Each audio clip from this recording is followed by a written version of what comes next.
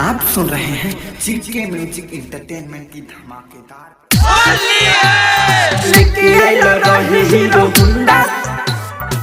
music director कीजिए प्रभुनंद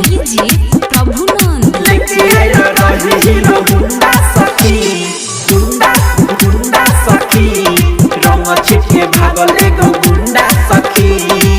जब कहीं होली खेले सखी के घरे तो देखी के रास्ते में लहरे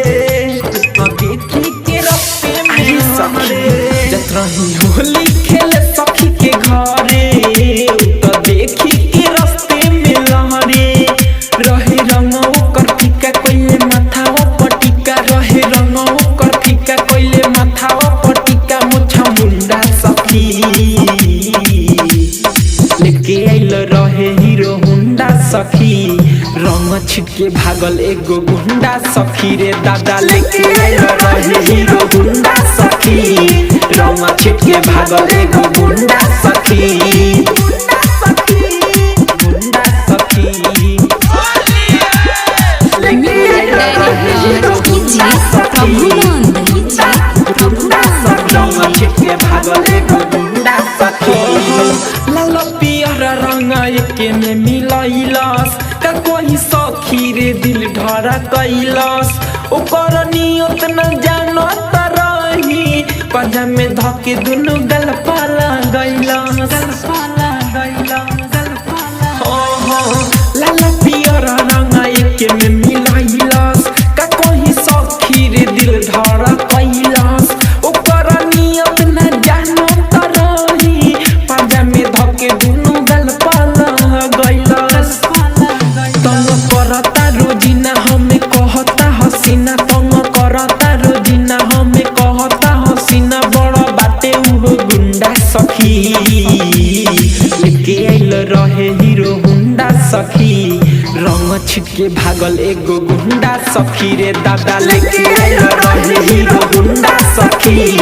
रंग छिटके भागल एगो गुंडा सखी गुंडा सखी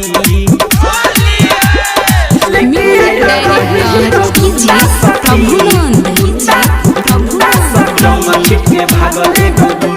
प्रभुनंद प्रेमी इंदल सब देखले बखेला मिठू बसंत के संग में रहेला निरन निशाना हमर चोली के खोले एही से सखी रे भइल बा झमेला रे दादा प्रेमी इंदल सब देखले बखेला रवि रवाना के संग में रहेला बिटू लाल यादव हमर चोली के खोले एही से सखी रे भइल बा झमेला अनिल रंग रहे गार देलक चोलिया में ढारा ओकर रंग रहे गार देलक चोलिया में ढारा लेले रहे संगे झुंडा सखी लेके आइल रहे हीरो हुंडा सखी रंग छिटके भागल एगो गुंडा सखी रे दादा लेके आइल रहे हीरो हुंडा सखी रंग छिटके भागल एगो गुंडा सखी